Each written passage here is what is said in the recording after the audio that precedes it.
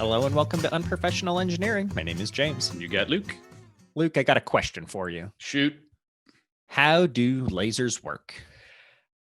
Pew, pew, pew. Exactly. Nailed it. I'm fairly certain there is a dilithium crystal involved, or I totally forget what's inside the lightsabers. There's a certain... I know there is some sort of crystal in there as well. Yeah, there's a crystal in there. So one is for Star Trek. Dilithium crystals is Star Trek. You're a much bigger fan of that than Star Wars, I feel. Your knowledge of it's so I essentially watched Star Trek with my father from like birth until, I don't know, I was a teenager. So I'm assuming it's that, maybe magic, maybe really, really small people. Aliens inside of things. Yeah, that would be my guess. But there might be some other theories out there. And I think that's what we're going to cover here today. Yes, theories or facts, either way. Before we do that, let's talk about the history of lasers. What do you think? I think we have to. And I don't know how far back yours goes, but I got November 1st, 1900. Right. That is 16 years before where I started. So please kick it off. Okay. So this cat by the name of Max Planck published a work in 1900 that provided the understanding of light in a form of electromagnetism radiation. And without this understanding, James, modern day lasers would have never been invented. So this is, again, just a theory. Max. Nice. And it was really all about like this idea of you can actually extract or kind of control the wavelength of light. Didn't actually do anything with it. It was purely a theory. It seems like there was a lot of theory about this without anything actually being useful. And even really, once it showed up, it wasn't actually useful for a really long time. I have 1916 as my next date. Okay. And that's what I claim is when it all started. Is this Albie? This time, it is with Albie, yes. Nice. So Albert Einstein, who, I mean, we don't say his name as often as I thought we would back when we started all this. Like, I thought everything was around him. And it turns out, I think I'm just scared of him. Like, he's so smart and his theories are so, like, difficult to understand that I just pretend it doesn't happen.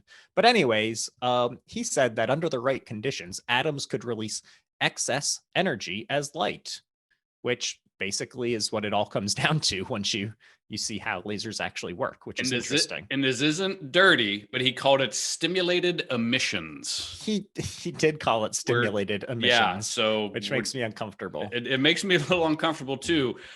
Fun fact about friend of the show, good old Ali Einstein. Did you know that he had a learning disability and was dyslexic, just like myself back in the day? When he was, I don't think did we do an Albert Einstein? I can't believe we did. We got to do him at some point. I know we do. But so he was a terrible student and he had dyslexia and some other learning disabilities, but ended up being a genius. So I think that's what's been going on with you, Luke. You're just misunderstood. I'm just misunderstood. A German physicist by the name of Rudolf the Red-Known Walther Ladenburg first saw in 1928 basically a use for this, or that this actually happens, that this excess energy sheds off as light, but he couldn't come up with any practical use for this. So then in 1951 is the next date that I had that was of any use.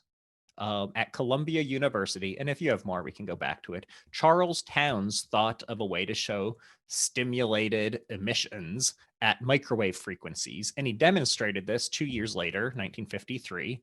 And, he went on to win the Nobel Prize in 1964 for physics, along with two other cats. And this is just purely like stuff that I just don't understand. So it's a laser, but I guess it's just not visible. So that was so this 1953 thing with Charles and Arthur Schawlow. They invented something called a maser, M-A-S-E-R. It's microwave amplification by stimulated emission of radiation. They used an ammonia gas. I'm assuming they put an ammonia gas inside of a microwave oven, turned it on, and it my concept of all this was a good one, but there was just way more science in this than I was anticipating, James. I'm not good at theory. like I feel like we've had a few people. So we have Albert Einstein, we have Leonardo DiCaprio, we had a couple of others that were like, oh yeah, if you do this stuff, this is what's going to happen.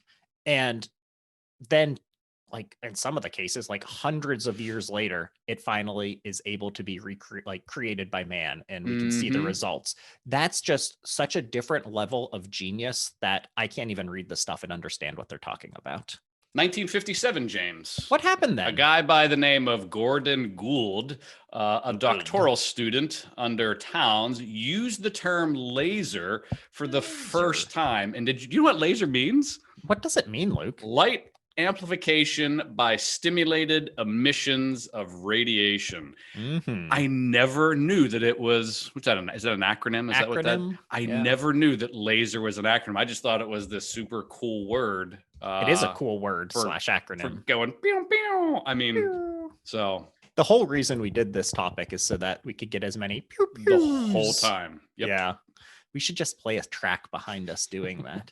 I saw that a bunch of research went into lasers, of course. And then in 1960, our friends at Bell Labs produced the first gas laser that generated a continuous infrared beam from a mixture of helium and neon. And GE came up with the first semiconductor laser 2 years later in 1962. Interesting. Like, so the first one, the one in 1960, was actually done with what's called a ruby laser. Yeah. So like when I think of a ruby, I'm thinking of like a gemstone, That's because you got podcast money. Exactly. Valentine's Day is coming up. Everybody likes their jewelry, right? Nice. So when but here, what these cats did was they took a ruby and they must have, machined it, and they had a cylinder of rubies. And we won't get into the specific details of how they work, but they basically took a cylinder of ruby, a solid ruby, turned it into a cylinder, and they put mirrors on either end and did some other things to kind of control what's happening in there. And then they basically pulsed a light around it, and what it does, I don't want to get into the details. What it does, it excites everything, and then stuff happens. So excited. Yeah. Helium neon lasers were the first ones with like really broad commercial uses. They could be adjusted to generate a visible red beam of light instead of an infrared beam, which was kind of that problem to begin with. They found like all sorts of good uses for straight line alignment. So imagine like drawing a line on a construction site or something like that, or trying to level something. These were super straight lines. They're great for surveying, construction, even irrigation they were used for. If I didn't have my Thundercats in the background, the pictures that I hung up in my office, I have a laser level that I got for Christmas. Mm-hmm. So the bottoms of them are exactly perfect. We did miss an important date though, James. Oh, please. November 1st, 1961, a laser was used for the first time so how about this? How about being this patient? And they're like, hey, we invented this laser about 12 months ago. I want to point this into your eyeball now and destroy this retinal tumor that you have. I couldn't imagine raising my hand for that. I would feel like, give it a couple years, maybe do some other trials, but it just, imagine being that first person that had laser eye surgery. Pulsing that laser in there. I still don't I don't need eye surgery at the moment, thank goodness, knock on wood, but I still don't want to have something like that happen. Yeah. The first really, really, really, really large scale development for lasers and use for lasers was actually the scanners at grocery stores. You know how they like scan the barcodes? That laser technology was the first really widespread use of lasers. 1974. 74? Yeah, I knew it was sometime in the 70s. And then, of course, things like compact discs for music or whatever, laser printers for your PC and stuff like that followed kind of shortly after. The IBM 3800 laser printer, 1975, the year of my birth. 1975 is your year of birth? Yeah. Oh my God, you're so old. Laser discs. You look so young though. I know, thank you. Laser discs, you mentioned, they were in 1978. Isn't that crazy? Because I mean, like, I think of them as like 90s, right? Yeah. Yeah. Well, keep in mind, these were really, really expensive, super, I remember one of my neighbors had them, and they were like the rich neighbor. They had like the first computer in the neighborhood. You know who Jerks. you are. 1985 is whenever the first commercial laser surgery happened. And this was more for corrective eyes. This wasn't like treating tumors. This was that whole shaping or whatever they do when they do corrective eye surgery. Yeah, it's kind of crazy to think that 85. I feel like you're going to point lasers in my eyes to fix my sight. I would not want to be that first person. No, I'm with you. Do you have any more history you wanted to cover? I I usually feel like if I was born, it's no longer history anymore, which is probably not true for a lot of the listeners. I think that's good for history for now. Okay, so before we move on to like how they actually work, let's take a break for a word from our sponsor. I imagine it has to be like the LASIK Eye Surgery Institute. Do you hear all the commercials for? Yeah, it's not, but we Oh. do have a couple shout outs. Who do we got? We have Andrew C. From Cleveland State. We might have given him a shout out before. Already? Okay. We're not holding it against him that he's from Cleveland, but his title to his email was so good I wanted to say it again. I'm just here for the stickers. So, I mean, stickers. That makes me happy. We do have sweet stickers, James. Gosh, they are so good. I can tell you in a little bit how to get those. But before we do that, one other shout out. Steve F. wrote in. Steve F. wrote in because he is a longtime listener. And by long time, I mean from the very beginning. Really? So much from the very beginning that his email was just forwarding me the original email that we sent to him, which was the very first email that we ever replied to. What? Which was so awesome. So this was like, what, 4 or 5 years ago? Like, I think it was like 4.5 years ago. How cool is And that? I was like, my whole response was just like, you're our first person to write in. This is so cool. And now I'm like, oh God, more people are emailing and I'm a month behind. So Steve, super awesome that you sent that along. If any of you have old emails you want to send to me to remind me how good things were back in the day, if you just want to say hi, if you have topics you want us to cover, if you just want some amazing stickers, why don't you email us at unprofessionalengineering@gmail.com. And don't forget to subscribe, like, give us reviews. And as always, you can always tell your smart device to play the Unprofessional Engineering Podcast. You sure can. And it's like music to your ears, my voice. So do we want to do types, how they work? What do we want to do here next, James? My list says how they work, but I'm flexible. It's up to you. And go. Okay, so I'm going to do a how they work, and I have. So there's this guy that, and you know me and watching videos. It's kind of my thing. Videos. There's this guy that does Smarter Every Day. He has a YouTube channel, really good. I forget what his name is, but he had this video that talked super simply about how lasers are made. And I'm going to go back to that Ruby example. We should rename ours to like Dumber Every Day. Go ahead. Sorry. Stole it from no. So essentially, James, what the way they work is lasers are, so light just reflects and refracts in all different directions, and they're all different wavelengths, all the different colors that are just, it's all mishy mosh, hibbity bop, however it is. Lasers are whenever you, what was it? Hippity hop? What? Hibbity bop. Hibbity bop. Okay, continue. I think our friend Paul would call it a bunch of bobbins. Okay, bobbins.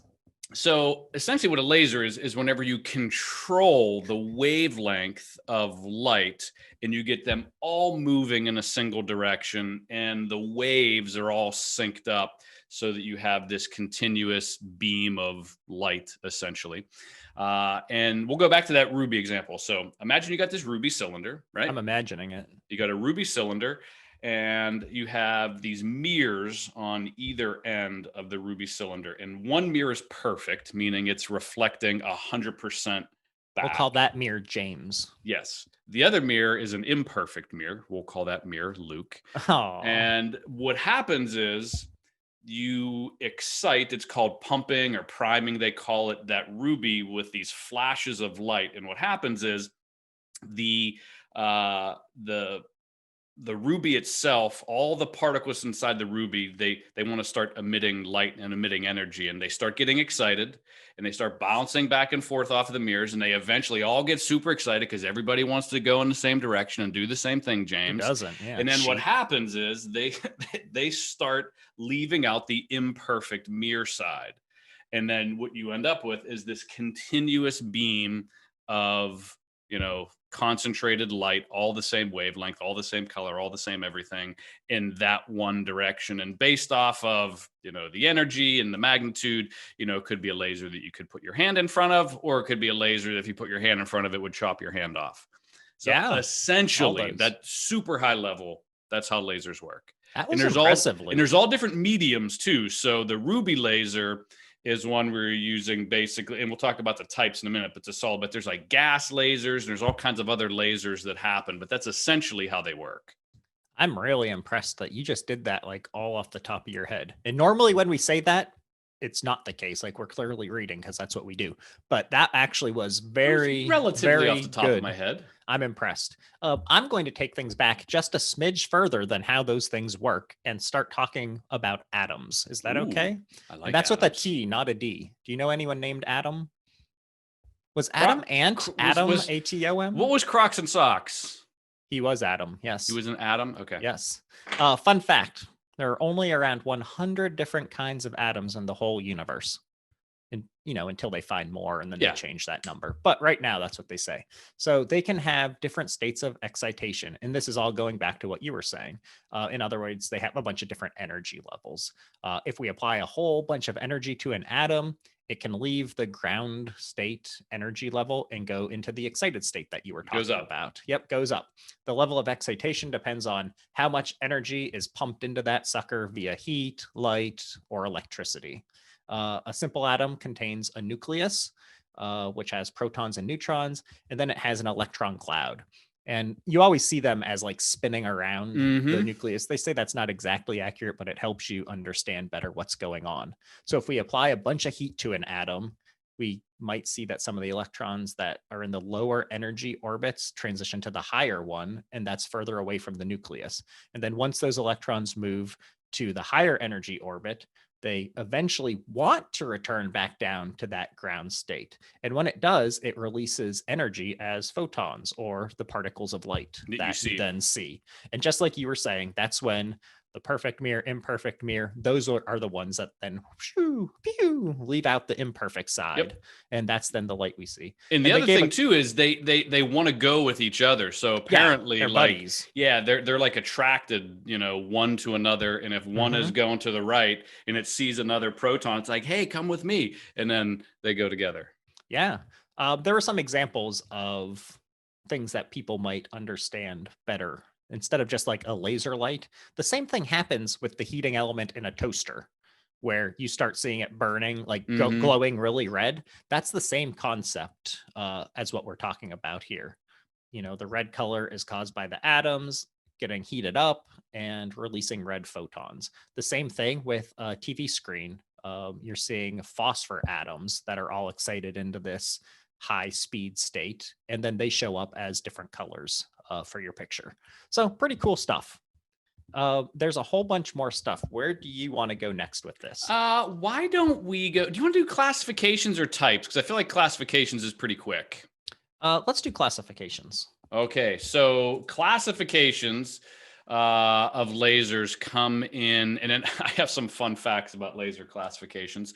So there's essentially 4 basic laser classifications: 1, 2, 3, and 4. Obviously, class 1 through 4. They get sneaky in there. Yeah, and then there's some subcategories within, I think, 2 and 3. I'm not, and depending on what pages you look at, they're slightly different. But essentially, I like that it's what pages you look at, not like what theories you believe or anything like that. Exactly. What the internet says. So basically, moving from left to right on like one of these laser classification charts is where like it won't kill you, or it'll chop your hand off. And you could go to jail for using kind of laser. So laser classification 1, and there's like a class 1 and like a 1A or 1B. These are super low energy lasers. These are things you might see in like a laser pointer. These are things that are in barcodes. They're pretty, tame lasers. Lasers that are in class 2, again, they start to get a little bit stronger. They have a little more output capacity. Their distance that they can be used is a little bit better. That's why like your barcode scanner works when it's this close, but it doesn't people are listening. That's why your barcode scanner works when it's really close, like an inch or two away. But if you do the barcode scanner like a foot away or 2 feet away, it doesn't work. So again, the different lasers are used at different points. Class 3, this is where you start to get into, I'll say, the more dangerous lasers. These are the lasers that in some states you actually have to register if you possess a class 3 laser. And then class 4 lasers, these are the ones that like chop your hands off, the ones you see in sci-fi movies. These are the lasers that you would see perhaps in a CNC machine that would be laser cutting, perhaps maybe some sheet metal components, or you might be doing some laser welding where you're heating up a really specific point, doing some laser welding. So those are the general classifications of lasers. I don't know if you have any more detail on the classes. I think that was probably good enough. I will point out one thing, and that's that I think we can all agree that the best use of a laser that anyone's ever come up with is one of the non-lethal, non-dangerous ones. This is But for it's the- cats. exactly, the ones that make your stupid cat run into the wall because stupid cats. Okay, before we go on with anything else about lasers, Luke, I think it's time for this week's Luke's rant. Okay, so my rant, and this is more of a question for our listeners because I don't know what this is. So apparently, like 10 years ago, I signed up for something called Steam. It's like a gaming. Yeah. It's like a gaming platform. Oh, I hope you're going where I'm going with this. And 'cause I'm gonna yell too. And I've never used it. I think I did it for one game, like literally 10 years ago. Okay. And I get daily emails saying Steam support. Here is your access code. There's been an attempted login, and it's this access code. It says, don't worry, your Steam account is protected unless they have the code. It's like, who wants to hack my... And it's not even a game. It's like a platform that games... I don't even know what it is. Everybody knows what Steam is except you. Yes. I have no clue what Steam is because I don't think I even ever used it. So I guess my question is, number one, how do I just like get rid of it? Like, I guess I have to log into Steam and delete my account. I don't know. Probably. Do you get these too? So here's the thing. I use Steam to play video games. So like what video games use Civilization Steam? 6 is my number one game that I play. And Steam is like the backbone, right? It's like you can use that to download games and buy games, and then like it hosts multiplayer games online and stuff. Okay. But I get that every day, maybe multiple times a day. Somebody has tried to access this from a new computer, or somebody did access it from a new computer. What are you gonna do? Like, I don't know if I even have a credit card. I can't. If I do have it on there, it's so old that it's expired because someone else has stolen it since then. I hate that stupid Steam. It's a piece get of it junk every day, like literally sometimes multiple times a day. And I tried logging on to Steam, but I don't remember what my password is. This might be my favorite rant of yours, Luke. Yeah, so if someone could help me out, if one of our listeners knows how to delete my Steam account and help me through it, send us an email, and I just want to get rid of my Steam account. Favorite rant ever. Thank you, Luke. That was a great call out. God, stupid Steam. I love that you don't even know your password and the hackers are in there getting in. No clue. Jeez. Okay, Luke, laser light is a little bit different from normal light, and I just want to throw out there a few things. So laser light has properties as follows off the top of my head. The light released is monochromatic. It contains one specific wavelength of light, meaning one specific color. Like I mentioned earlier. Like you mentioned earlier. And I want to get into those colors and wavelengths here in a little bit. The wavelength of the light is determined by the amount of energy released when the electron drops back into that lower orbit. The light released is coherent, which means it is organized. Each photon moves in step with the other ones, like you said, they're buddies.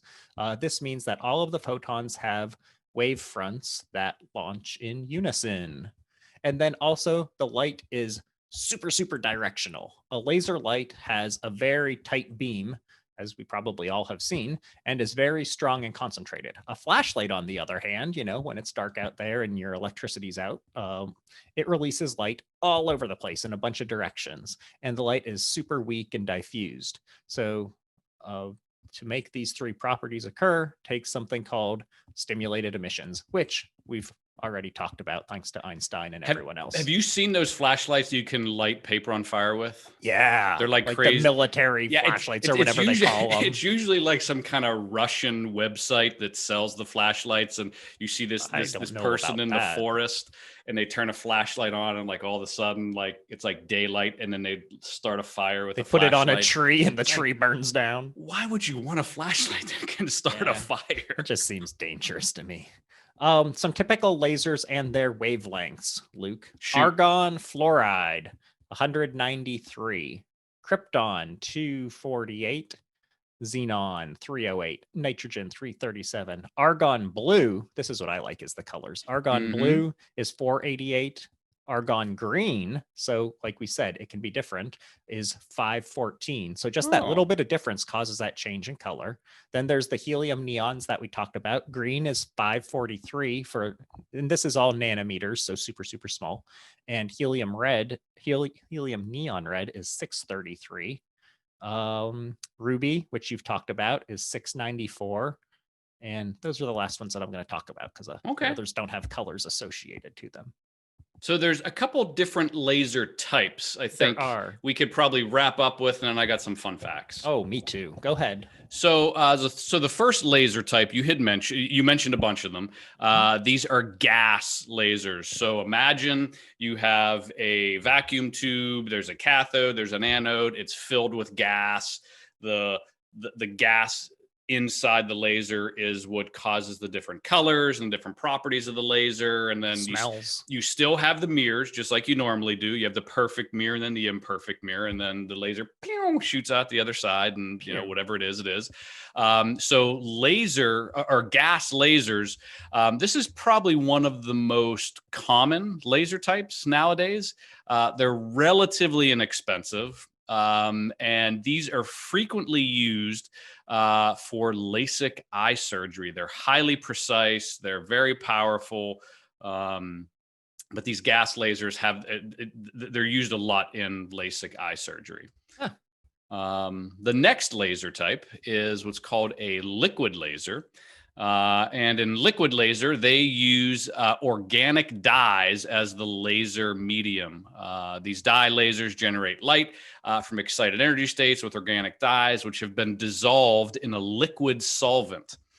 So whatever that dye happens to be, these lasers are mainly used for research and in laser medicine. So if you're like, doing maybe some brain surgery, or you're doing some research where you need a laser, that's what a liquid laser is used for. I saw those use rhodamine 6G, which I assume has nothing to do with the cell service, right?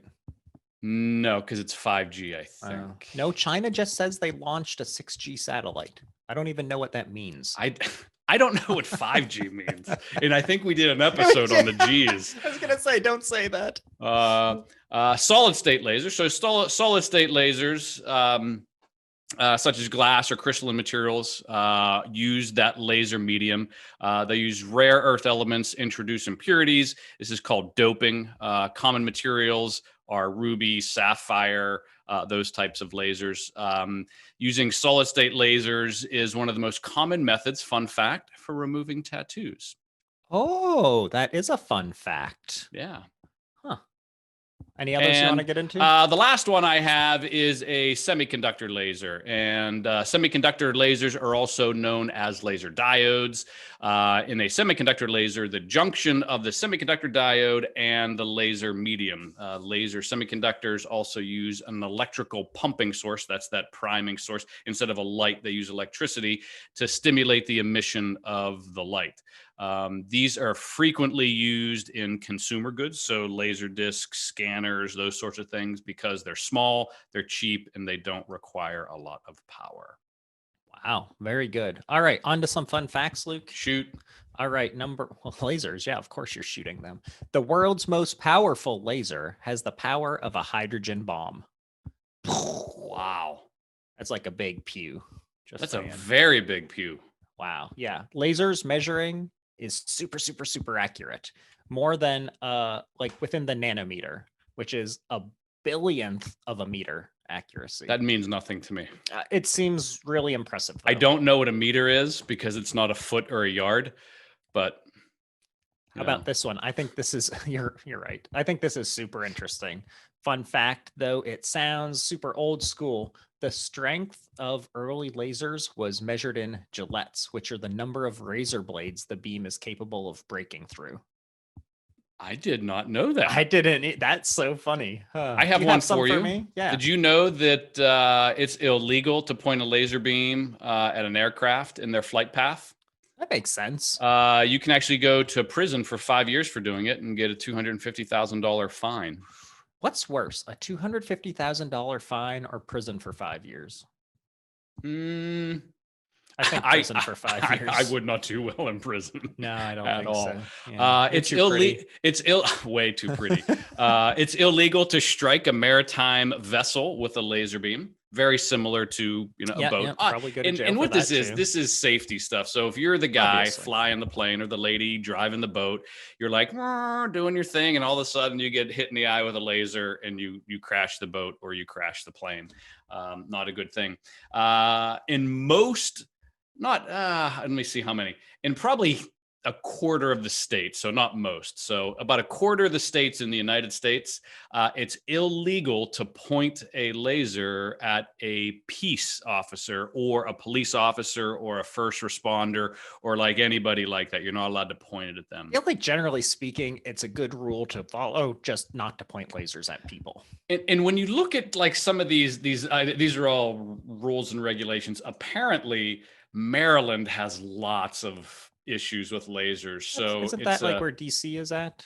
Yeah, it's a misdemeanor in Maryland to point it at an aircraft. They banned the possession of class 3 and 4, and it's considered harassment, or it can be considered harassment to point a laser pointer at a person. I could see that in Maryland.